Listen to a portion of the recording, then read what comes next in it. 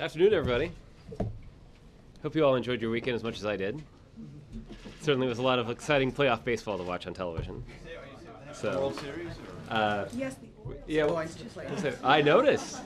I noticed. Congratulations to the Baltimore Orioles on their strong performance. It was excellent. Excellent. about baseball. So, it's not over yet. It's not over yet. So, we'll see. Other than a little frivolity around playoff baseball, Julie, I don't have any announcements, so we can go directly to your questions. Thanks, Josh. I had a couple different topics. First of all, I wanted to see if we could get some White House reaction to the Supreme Court turning away the appeals from 5 states that were seeking to prohibit gay marriage. We've seen those reports. I don't have a specific reaction to their decision not to take, not to grant review in these cases. The president himself has previously expressed his own personal view that it's wrong to prevent same-sex couples who are in loving, committed relationships and want to marry from doing so. A growing majority of Americans already recognize that marriage equality embodies our American values of fairness under the law. It's certainly the president's view here, too. But in terms of the Supreme Court's specific decision not to grant cert in these cases, I don't have a specific reaction. Given the number of states that, after this decision, are now able to legally have gay marriage, does he feel, and given the statement that you just said about his position, does he feel like this should just simply be extended to all Americans? Well, there may ultimately be a role for the Supreme Court to play, and the justices on the Supreme Court will make that decision. But in terms of what the president believes should be the law of the land, we've been pretty clear about that too. Okay. The vice president had to apologize twice over the weekend, once to Turkey and once to the U.A.E. about comments that he made about those countries and others and their role in supporting extremist groups inside Syria. And I'm wondering if you can just be a little more specific about why he apologized, because some of what he said has been repeated by other administration officials in the past. The president himself has talked about how countries in the region have had a role in allowing money and weapons, foreign fighters, to flow into Syria. So what was he specifically apologizing for? What the vice president conveyed was an apology for, as it relates to President Erdogan, mischaracterizing the president's views in a private conversation. And that ultimately was the reason for the call. The United States... Erdogan didn't say what the vice president said? Well, I don't want to characterize what President Erdogan said in his private conversation with Vice President Biden. But what I can characterize is the relationship that the United States has with Turkey and other nations in the region to prevent the flow of weapons, and personnel and broader support to extremists in the region, particularly to ISIL. There is no doubt that Turkey and other countries in the region understand the threat that ISIL poses to the region and to these individual countries. And that is why the United States, under the President's leadership, has had success in building broad international support for the actions that we've taken against ISIL. I think many people who are examining the situation were surprised at the strong reaction and at the deep involvement of Muslim-governed countries or Muslim-majority countries who took part alongside American fighter pilots in taking military strikes against ISIL. That is an indication that ISIL is not at war against the United States. They're at war against the broader world, including the Muslim world. And what's so critical to our efforts will be moderate elements in the Muslim world standing up and being clear that the violence and extremism that is propounded by ISIL does not reflect what their religion is all about. But does the fact that these countries are now participating with the U.S. as part of this coalition change the assessment from this administration that, if not their governments directly, then individuals within those countries have had a role in funneling money, weapons, allowing foreign fighters to cross their borders into Syria? Well, you'll recall, Julie, that the president did convene a meeting just 2 weeks ago at the United Nations where Turkey, among others, spoke in support of the proposal that the president put forward as the United States was chairing this Security Council meeting to combat the flow of foreign fighters to ISIL. We have identified the tightened security at some of these borders, including the border between Turkey and Syria, as a key priority in shutting off support to ISIL and other extremists who are operating inside Syria. The concern that we have expressed from the very beginning is that extremist groups are attempting to use Syria as a virtual safe haven to exacerbate violence in the region, to carry out attacks against Iraq, and potentially down the line could be using this virtual safe haven to plot and plan attacks against the United States. There's at least one extremist organization that we believed was in the nearing the execution phase of a plot just like that. So we have been focused on making sure that Syria cannot be used as a safe haven, and some of that means ensuring that we can work with other countries in the region to prevent support flowing to extremists who are operating in an area that they hope to establish as a safe haven. If I could just ask on one other topic Yes. quickly. The Israeli Prime Minister pushed back against some of your comments from the podium last week on settlements, saying that criticism goes, quote, against American values. Mm-hmm. I wonder if you have any response to that. Well, I did see the Prime Minister's remarks, and it did seem odd for him to try to defend the actions of his government by saying that our response did not reflect American values. The fact is, American policy has been clear and unchanged under several administrations, both Democrat and Republican. We oppose any unilateral actions that attempt to prejudge final status issues, including the status of Jerusalem.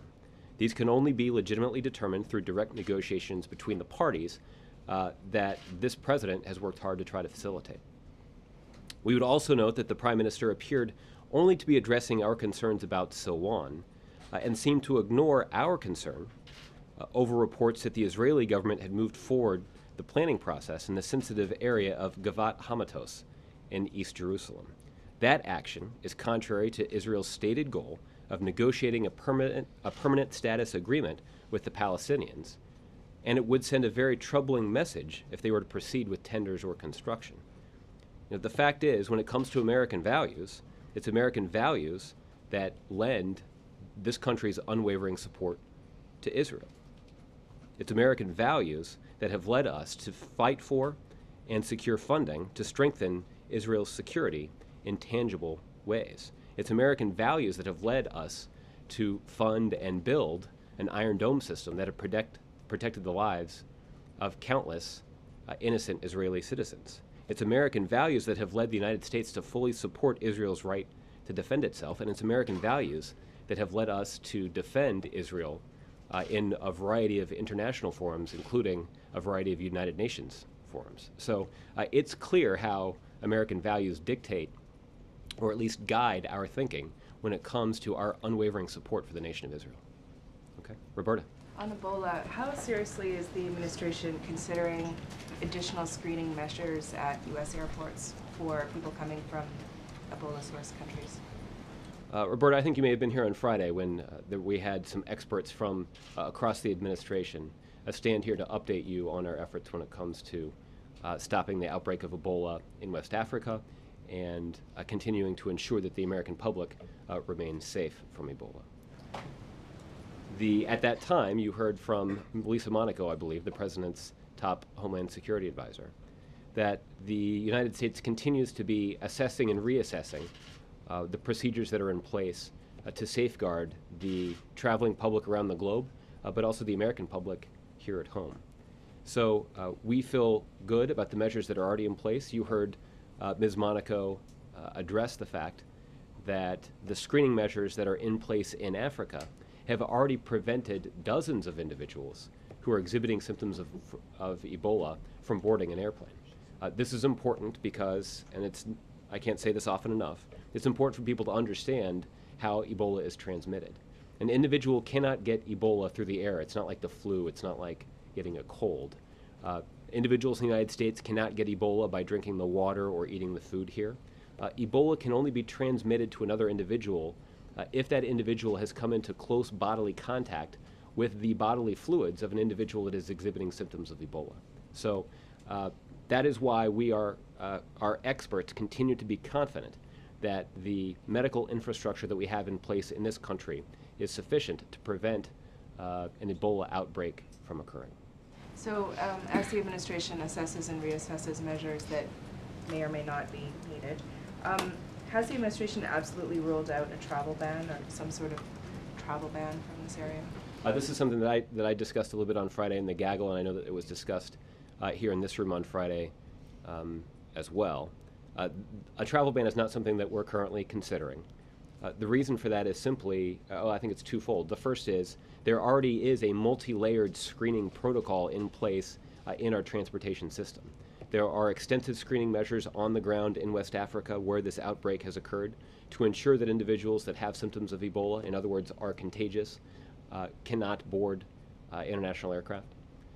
There's guidelines and guidance and training that has been given to flight crews to ensure that they are aware of what the symptoms of Ebola are and can spot individuals who may be suffering from the symptoms of Ebola. There was an incident over the weekend that I know got some public attention about an aircraft that landed at Newark, raising concerns that there may be an individual on board who had symptoms of Ebola. Now, it turned out that this individual did not actually have Ebola, but it was an indication that the flight crews were well educated in terms of what they should be on the lookout for. There also is a protocol in place for Customs and Border Patrol officers who are manning our ports of entry to be on the lookout for individuals, again, that may be exhibiting symptoms of Ebola, in other words, that are contagious with Ebola.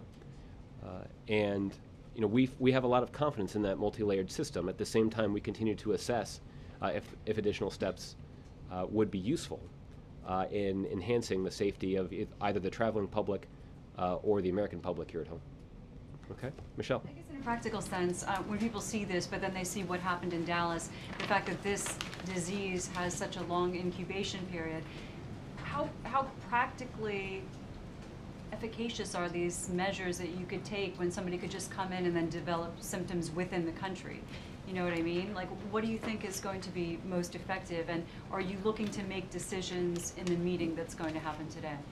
Well, the president is convening a meeting with his with the members of his team who are working on this issue. There's a whole of government approach that this administration is pursuing, and that's why you have seen the Department of Health and Human Services work closely with CDC to lead the effort here in the United States to protect the American people here in the homeland.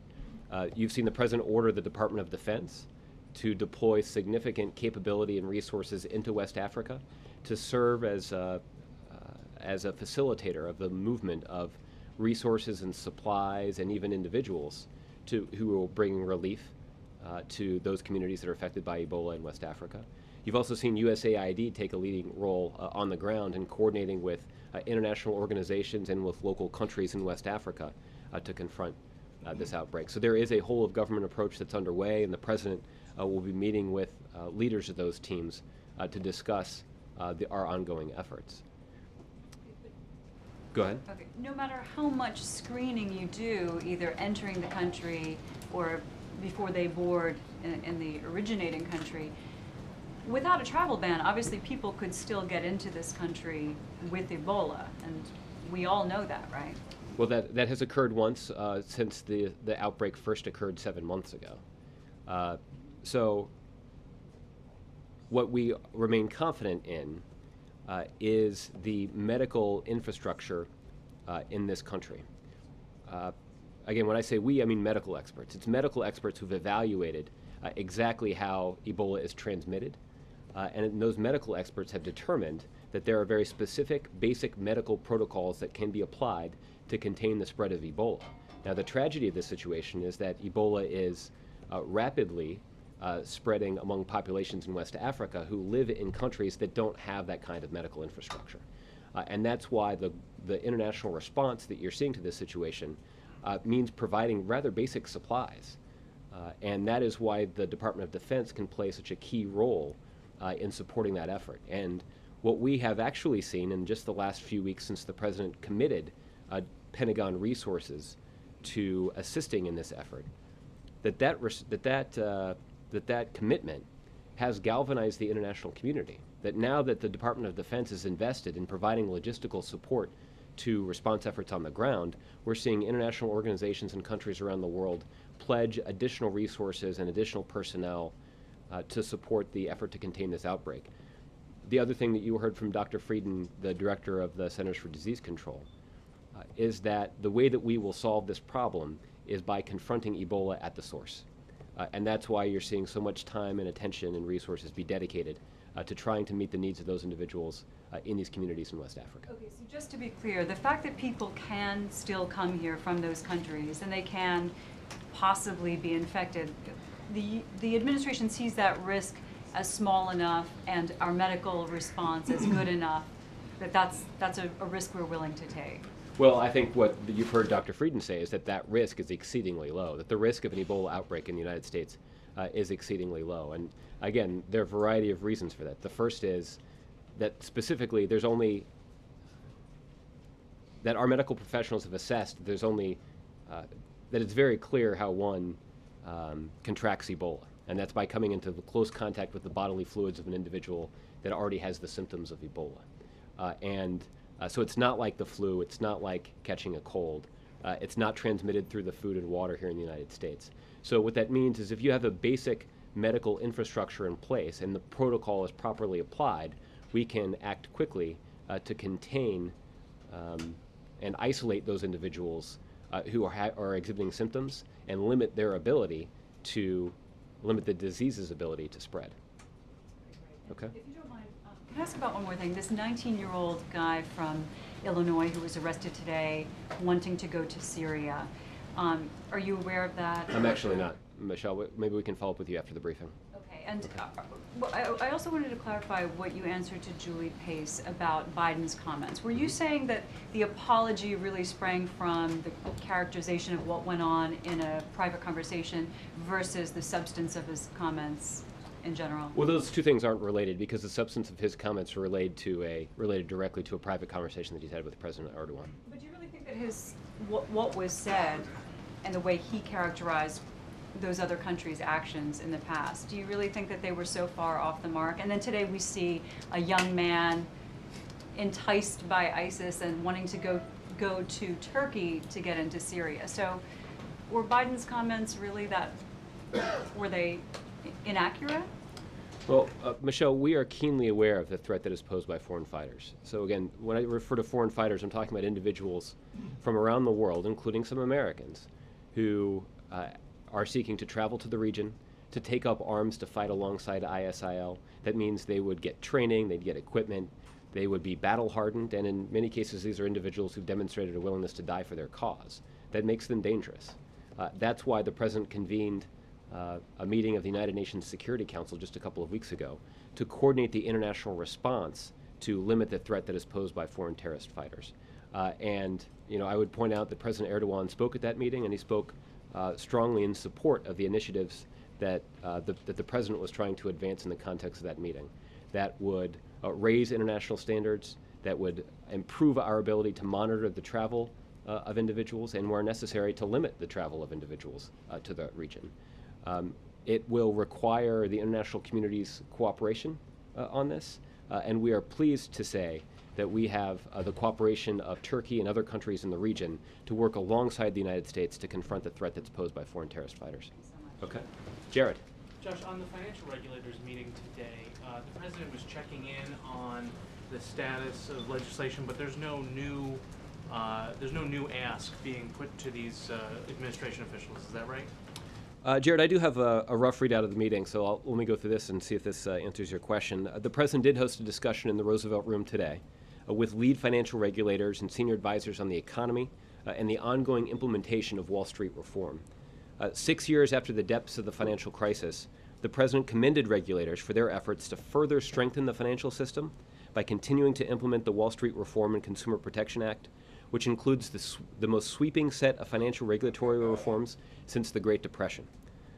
This measure also included the strongest consumer protections in history that have afforded millions of hardworking Americans new rights and protections within the financial sector. The President noted the leadership of U.S. banking regulators in raising capital standards and urged regulators to maintain focus on ensuring that prudent capital cushions are in place, particularly for the largest and most complex financial institutions and global firms, to provide further protection for the U.S. financial system. The President acknowledged the collaborative work of the regulators, specifically recognizing their work in finalizing the Volcker Rule, and also urged participants to consider additional ways to prevent excessive risk-taking across the financial system, including as they continue to work on compensation rules and capital standards. Okay, but most of the regulations that were put in place, the law was signed, yes, and that's 4 years ago, 6 years ago is the crisis, but we're still dealing with a situation where a majority of the regulations have not been put into place. The meeting was billed, I guess, as a status update, so is the president confident about where the administration is in terms of implementing those regulations, and where does he see the trend line going? The president has been pleased with the progress that the regulators have made in implementing the law. The implementation of Wall Street. Well, let me start at this place. The passage of Wall Street reform is actually going to be one of the most prominent aspects of President Obama's legacy.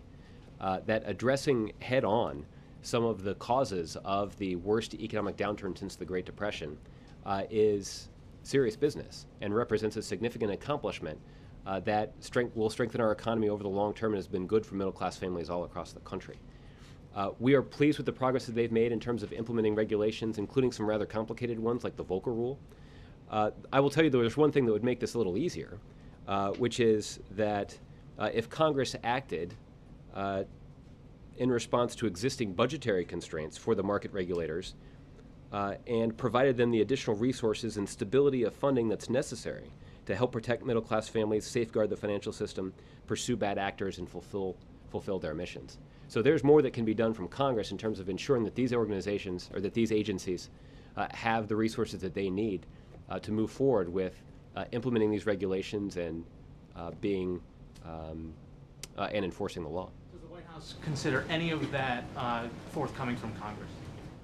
Well, we'll see. This certainly seems like an area where there should be bipartisan agreement. Ensuring that our lead financial regulatory institutions have the resources necessary to do their job seems important. I think we saw, not even 6 years ago, how important it is that these organizations and that these agencies have the resources and the direction that they need to safeguard the financial system. The consequences for them failing to do so are significant, to say the least. Justin. I wanted to circle back first on Vice President Biden's comments. We know that he reached out to Turkey and the UAE, but he also had kind of a colorful statement on Saudi Arabia. I noticed. He was asked about their human rights record and said, we knew Stalin was no good SOB from the beginning, but there's something called self-interest. So I'm wondering if the White House sees, I guess, Saudi Arabia as Stalin-esque in their human rights record, and if not, if that's another area where the Vice President might need to make a phone call. Well, I don't have any additional conversations or phone calls to read out at this point. As you know, the Vice President's office has been pretty disciplined about sharing with you readouts whenever the Vice President makes calls to foreign leaders, which he does frequently. So I don't have any conversations to read out to you at this point. And then the Vice President later this week will be going to Oregon to appear alongside Jeff Merkley. The First Lady has been doing a bunch of campaign events with Democratic governors. But we haven't seen the president up on stage with a Democratic candidate. He's just been doing closed-door fundraisers for either committees or candidates themselves. And so I'm wondering, are we going to see the president before Election Day actually up on stage with Democratic candidates who are either up for re-election or seeking office? Well, over the course of the summer, you have seen the president make public appearances with Democratic candidates for office. The president traveled to Minnesota a few months ago over the summer. The president traveled to Colorado. He famously shot a couple games of pool with Governor Hickenlooper, who's on the ballot this fall. Earlier this spring, the president traveled to Michigan, where a couple of Democratic candidates appeared publicly with him. So the president has appeared publicly with candidates who are on the ballot in 2014. You're right, however, to point out that the president has not begun a sustained campaign of campaign-related activities, if you will. But the president has talked in a variety of settings, including in some of the fundraising settings that you have observed, that he feels strongly about how important it is for candidates who share his view about putting in place policies that benefit middle-class families be either elected or re-elected to office. And the president has already succeeded in making a pretty aggressive case about why that's important for the country. And I would anticipate that in the context of the upcoming elections, you'll hear the the president make that case again. Okay, Cheryl. Thanks. Back to the financial meeting this morning. Did excuse me, did the group discuss the recent cyber attacks on JP Morgan? And is there heightened concern among regulators really about the safety and security of the U.S. financial system in light of these cyber attacks? Cheryl, I don't know if this recent spate of cyber attacks came up in the meeting that the president convened earlier today with the financial regulators. You mentioned the J.P. Morgan case. I'm not in a position to comment on an ongoing law enforcement investigation. As you know, both the FBI and the Secret Service are taking a look into that specific matter. But in terms of concern, the administration and the president himself is certainly concerned about this issue. The president made clear earlier this year, upon the release of the cybersecurity framework, that cyber threats pose one of the gravest national security dangers that the United States faces. Our critical infrastructure clearly continues to be at risk from these threats, as this and other incidents over the last year demonstrate. We urge Congress to move forward on cybersecurity legislation that both protects our nation as well as our privacy and our civil liberties. We have been in contact with members of Congress for a number of years now, trying to make clear to them that cybersecurity legislation is a priority of this administration, and I would anticipate that there'll be additional conversations along those lines. In the meantime, the administration will continue to take aggressive action under our existing authority to protect our nation from these kinds of threats. Okay, Major. Did the Vice President's comments help or hurt preservation of the coalition against ISIL? Well, I haven't seen any indication that our partners in the Arab world in particular are seeing their passion for working with the United States on this issue to be, let me say it this way. I don't get the sense from anybody that this is becoming anything less than a top priority of our partners in that region of the world. Again, even in the Muslim world, leaders of these countries understand that ISIL poses a destabilizing threat to their country. For a long time, Sunni-majority countries considered Shia-led countries like Iran to be the greatest threat to their country. But the fact is, even the Sunni-led countries understand that Sunni extremists like those in ISIL are having a terribly destabilizing impact on the region and could eventually have a destabilizing impact on their country. So there's no reason for their commitment to this issue to be lessened in any way, and the United States is pleased that we continue to have a strong working relationship with them as we execute our strategy to degrade and ultimately destroy ISIL. Did the administration fear that commitment would waver absent an apology of the formal nature that was delivered this weekend? No, I think the Vice President was pretty candid about why he owed President Erdogan an apology, because he had mischaracterized his private remarks. But we feel confident in the depth of the commitment that countries in the region feel to this strategy that the President has laid out. You were asked about the Vice President's comments about Saudi Arabia. Does the administration endorse those comments or characterizations or inferences? Well, I don't have anything to say more about those particular comments at this point. The President last week, Thursday, said, "Make no mistake, my policies are on the ballot." David Axelrod, friend of this administration, a veteran of this building, said that was a mistake. So invoking the word mistake a third time, was it? I think well, I guess the short answer is no. What the President made clear is that his name is not on the ballot this fall. But the President does believe there is a clear choice for voters across the country between candidates who are supportive of policies that will benefit the middle class and candidates who are supportive of policies that will benefit those at the top in the hopes that the benefits will trickle down to the middle class. That choice is clear in race after race, in state after state. And the President is strongly supportive of those candidates. The vast majority of them are Democrats, who are supportive of the kinds of policies that benefit middle-class families that this President himself has long advocated. Even though Democrats are trying not to nationalize this election, the President is happy to do that on their behalf, even though they didn't ask for that.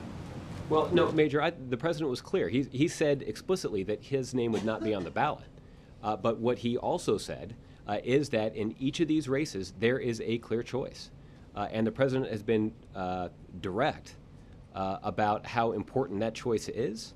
And he's also been unambiguous about which side of the equation he falls on. Before I let you go, in USA Today this morning, Leon Panetta says the following: "The most conspicuous weakness," his words, "of the president is a frustrating reticence to engage his opponents and rally support for his cause. Quote, he relies on the logic of a law professor rather than the passion of a leader. He avoids the battle, complains, and misses opportunities." What's your reaction? Well, let me just say as a general matter, Major, that the President was proud to have Secretary Panetta serve as a senior member of his national security team, both as the director of the CIA and as the Secretary of Defense. Anybody in any administration who serves in prominent positions like that has to make a decision about how and when and whether to talk about their experience serving the President of the United States. I'll leave it to others to judge the conclusion that Secretary Panetta has reached about sharing his experience.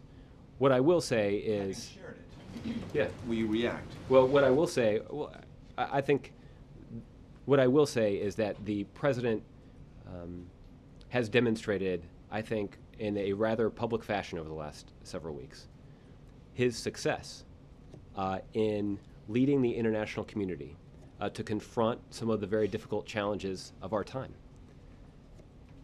Those of you who traveled to New York to see the President of the United Nations saw that when the President was talking about combating the Ebola outbreak in West Africa, or the causes of climate change, or the extremist elements in Syria, that the United States is playing a leading role in each of those efforts. That we see an interest from the international community to get involved, but they do so because of the leadership of the United States and because of the American president.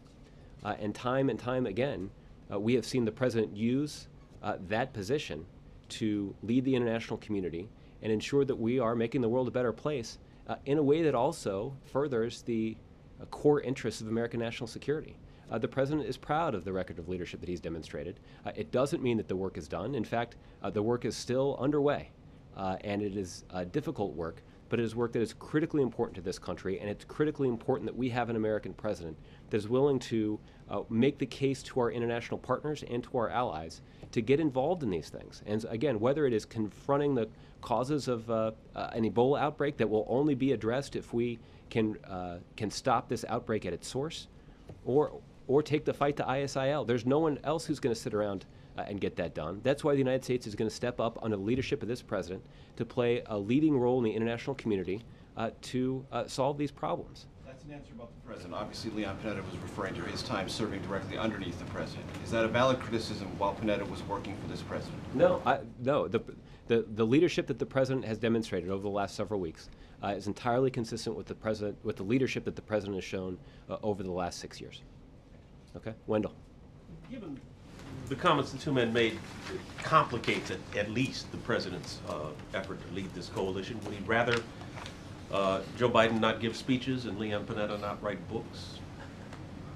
Well, Wendell, I think the president himself is the person that is setting the agenda. It's the president himself who is building this broad international coalition. Certainly there's a very important role for the vice president, for the Secretary of State, for the Secretary of Defense, even for people like John Allen to play as they marshal commitments from the international community to strengthen our response to ISIL. We are pleased with the kind of international coalition that is coming together and gets stronger every day. Just in the last week or so, we've seen new commitments from Turkey, but also from countries like Denmark, from the Belgians, and others to lend the support of their military to this broader effort. And we're confident that this kind of broad international effort will succeed in implementing the strategy that the president has laid out. A couple of other questions. The vice president's comments seem to be diplomatically tone deaf, given that both the Turks and the the Emiratis have moved from policies which may have facilitated some of the ISIS fighters and their funding to more restrictive measures. Should he not have made them? Well, the fact that he called the leaders of those, or at least senior officials in both of those countries, to apologize is an indication that he himself wishes that he had said it a little bit differently. But the fact of the matter is we are pleased with the degree of coordination and cooperation that we're getting with countries around the globe, including countries in the region, on this effort. It is critically important that moderate voices in the Muslim world stand up and speak out against the violent extremism that is being advanced by organizations like ISIL. That is critical to our military efforts to take the fight to them. It's also critical to our broader efforts to shut down the flow of foreign fighters to ISIL. So there are a variety of reasons why it is critically important that we have the passionate involvement of countries in the region, and that's exactly what we have, thanks to the leadership of this president. Okay? Juliet. On the question of Ebola, back 2 questions. On the travel restrictions, you've obviously talked about the medical aspect of it. Could you comment on to what extent, when the president and his top aides are considering whether to impose further travel restrictions, they think about the message it could send to West Africa to, for example, shut off access, overseas? And can you talk a little about what the president anticipates getting in the briefing this afternoon, besides simply an update of how the response is going? Mm-hmm. Well, as it relates to the meeting, the president is going to speak to the pool at the conclusion of the meeting. So I'll let him give you an assessment about what he heard from the team that's focused on this. As it relates to the prospect of a travel ban, this is something that that's not being considered right now. I think for reasons that were clearly articulated by by the experts who were up here on Friday. Again, the concern that we have is that we're relying on the commercial transportation system to move supplies and personnel into the region to try to meet the needs of the individuals who are affected by Ebola and to stop this outbreak at the source. That is what will be critical to our broader success here. So we don't want to obstruct one of the core components of our strategy here. So we remain confident that we can keep those travel channels open and ensure the continued flow of supplies and personnel to the region, while at the same time putting in place screening measures both on the ground in Africa, in transit, and on the ground here in the United States that will ensure the safety of the traveling public and the American public here at home. And are there any significant expansion of the screening measures here that beyond what you've already said that you would foreshadow? Well, this is something that we regularly assess and reassess, so I wouldn't rule out any changes in the future as it relates to screening protocols. Because again, what we're looking to do is to review these screening measures and make sure we're doing everything we can to protect the traveling public and the American public. Okay, John. Josh, if I could just come back to the Vice President's comments, can you clarify what I believe the Emiratis want clarified? The Vice President cited them and the Saudis saying that they had poured hundreds of millions of dollars and tens of thousands of tons of weapons to al-Nusra and al-Qaeda and the extremist elements coming from around the world. So just a clarification, is it the White House view that UAE specifically has provided money and weapons to al-Qaeda in Syria? The reason for the Vice President's phone call was that he wanted to clarify that his recent remarks regarding the early stages of the conflict in Syria were not meant to imply that the UAE had facilitated or supported ISIL, al-Qaeda, or other extremist groups in Syria. And that was the message that he conveyed to the Crown Prince of Abu Dhabi. So it's the White House view and opinion that UAE did not do such a thing? That is what well, let me just be clear that what the President, or what the Vice President did was clarify his remarks to indicate that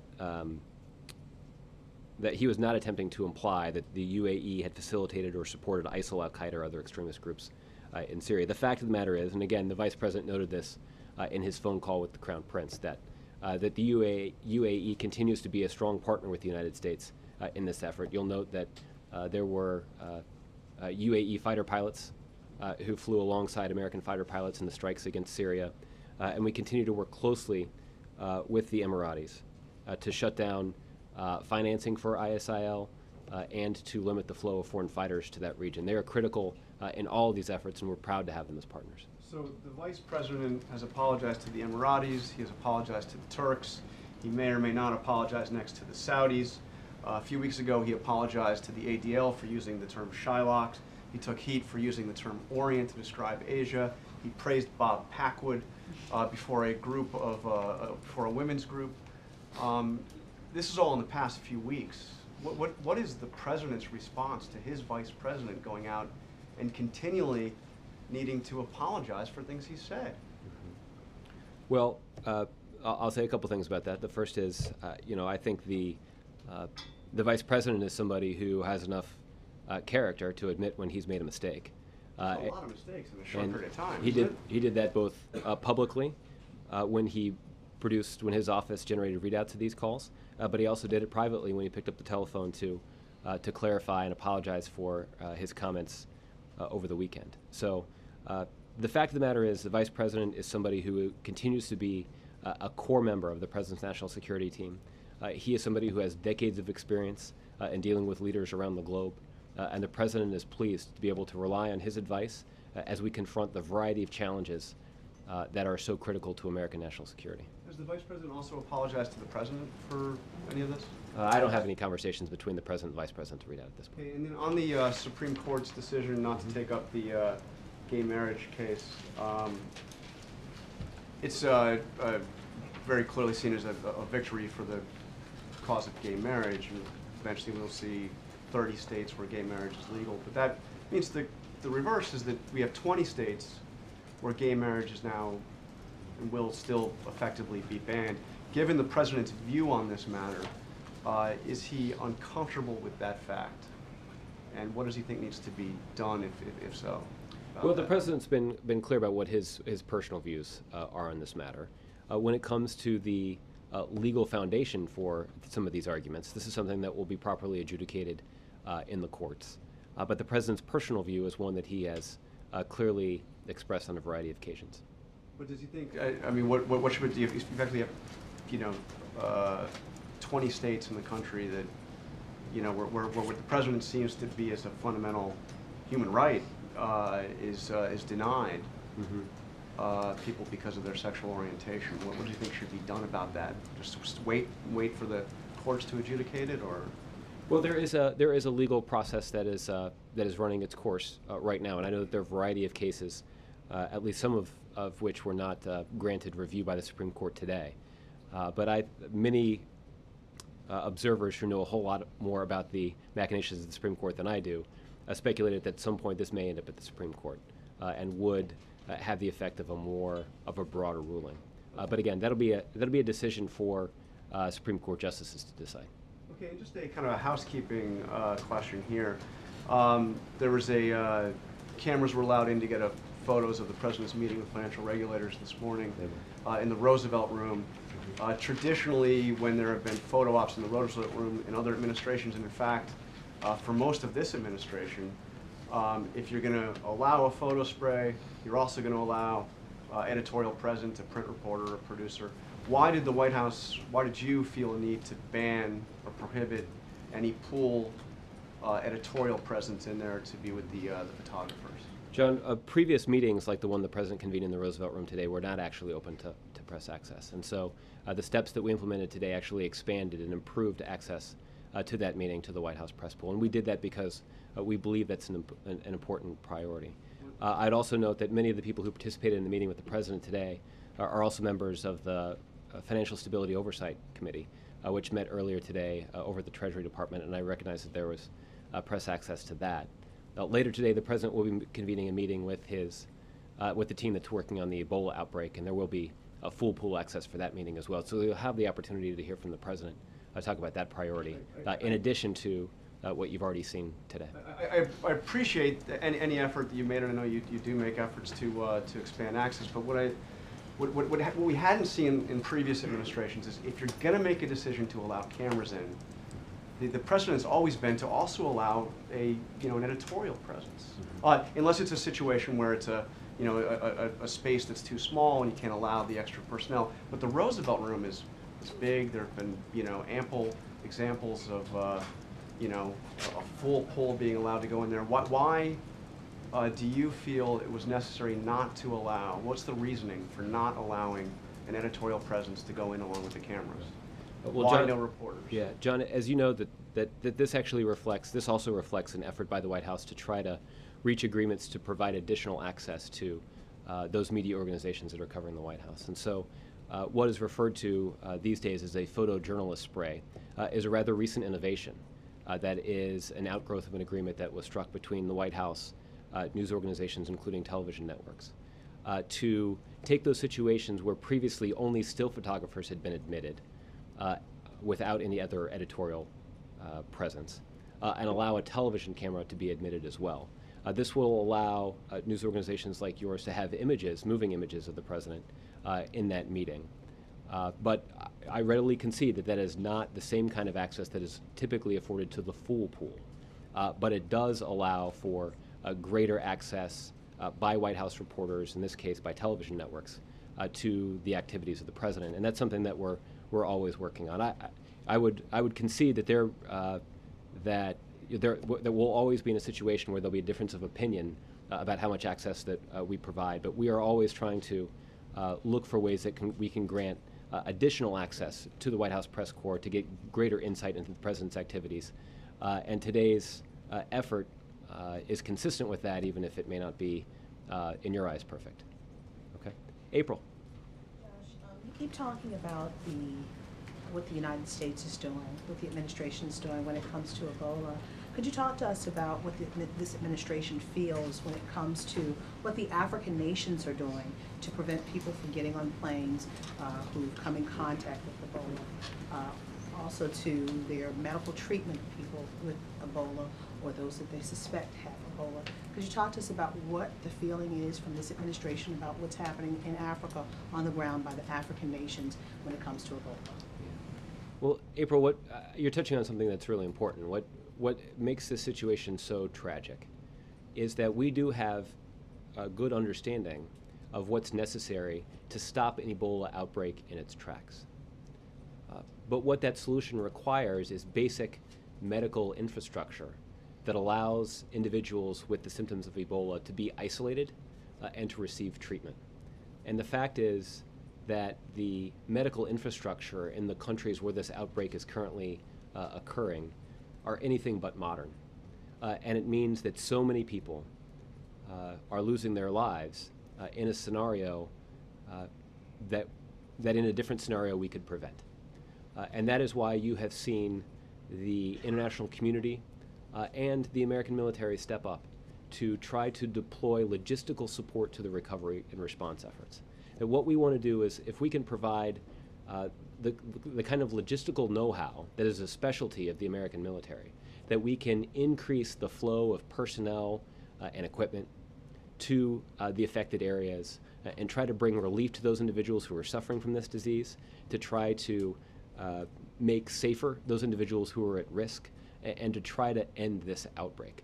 That's something that we've done on many previous occasions, and we're confident that we'll get it done this time. The other thing that the American military can do is provide some logistical support and some engineering support to build hospitals, to provide venues where individuals who are seeking to volunteer their services can get training.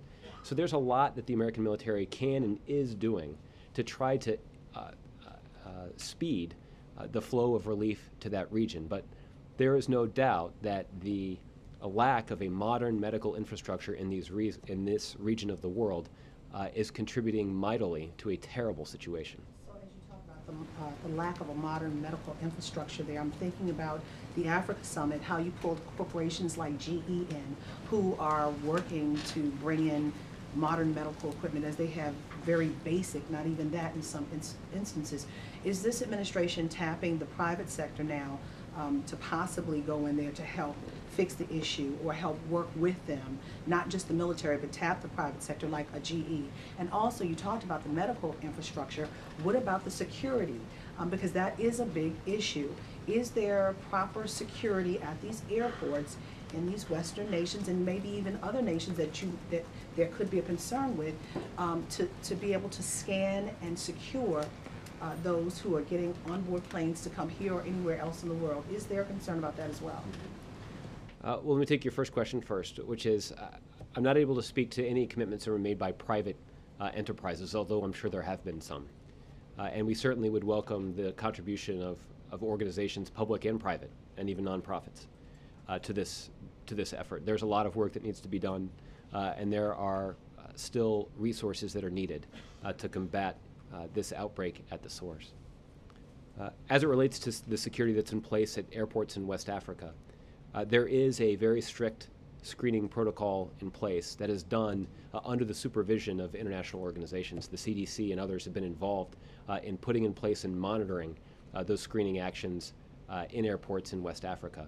We already know that dozens of individuals who attempted to board airplanes to the West were denied boarding because they were exhibiting symptoms that may have indicated that they were infected with Ebola. So the screening measures have already made the system safer.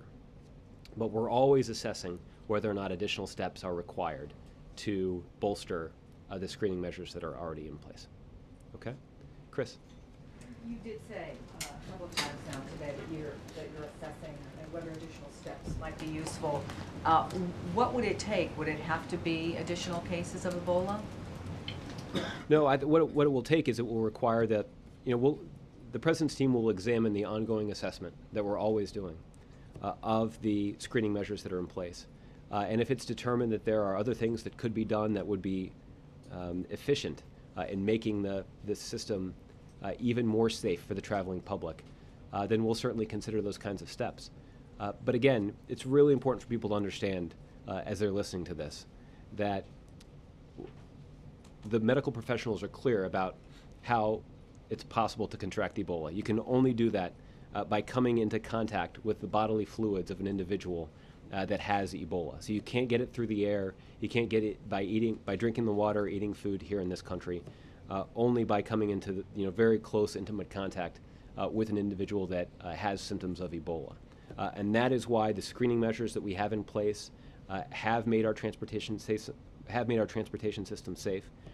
It's also why we believe that we have the medical infrastructure that's required to make the risk of an Ebola outbreak in this country exceedingly low.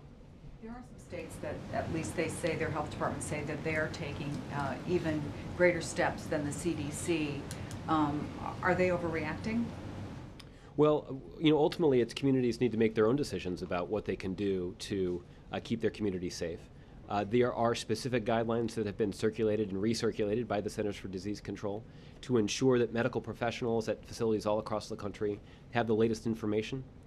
We want to make sure that everybody understands, including medical professionals, what can be done and what needs to be done to keep communities safe from Ebola. And we remain confident that if those guidelines and protocols are followed to a letter, that communities across the country will be safe and that the risk of an Ebola outbreak in the United States would be exceedingly low. And yet, if you look at local coverage, whether it's in newspapers or on television, you see how much fear is out there. Clearly, the administration has made getting out the message a priority. We saw the briefing you had on Friday. We've seen a lot of the director of the CDC and NIH. But is there any indication that these efforts to quell these fears are having an impact? Well, Chris, I think it's the concern that is being expressed by people across the country, I think, is understandable. This is where we're talking about a deadly disease that has, quite frankly, a pretty scary name. But the fact of the matter is, the more that we can educate the American public about what the risk actually is, the more I think that we can reassure people that that we have the knowledge and the infrastructure that we need to protect the American public. But again, the concern is understandable.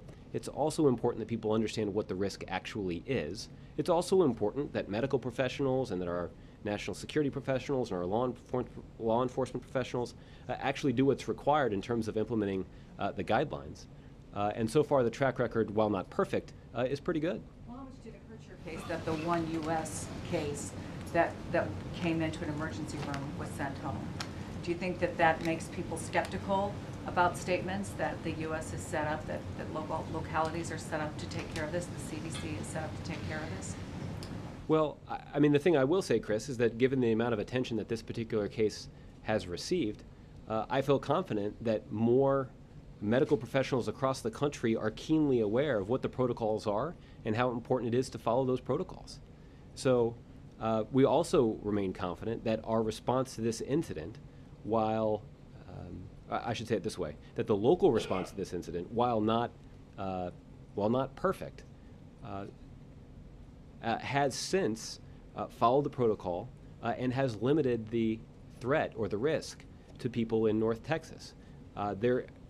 They have benefited from the assistance of CDC experts that have traveled to North Texas to do what's called contact tracing, to ensure or at least monitor those who may have been exposed to this individual while he was symptomatic, while he was contagious. And that work is underway. And I think that response should give people some confidence in knowing that the protocols that are in place are effective and don't require any sort of heroic steps, that there are some basic steps that can be taken that will protect the American public, and people should take some confidence in that. And real quickly, if I can, on the Secret Service with the new acting director starting today, did the President have any conversations with him over the weekend or today? And can you tell us from the White House perspective what's first on his list? Well, I can tell you that at the end of last week, the President did have the opportunity to speak to the new acting director of the Secret Service, Mr. Clancy. The President thanked him for assuming this very difficult job at a very challenging time for the agency. So the President has a lot of confidence in Mr. Clancy and has confidence in his ability to tackle all of the hard work that lies ahead.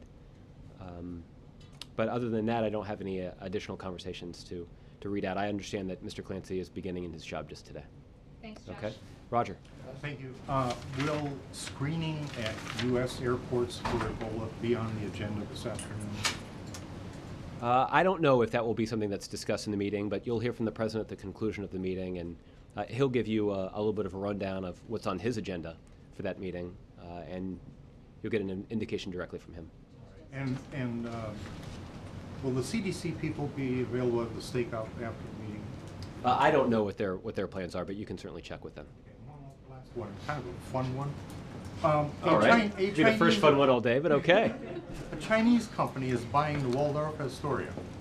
I saw something about President going to stay there again? Well, I don't know if that's a fun question. For international relations sake? I don't have any updates in terms of the President's logistical accommodations for next year's UN meeting, but we'll keep you posted. So, all right.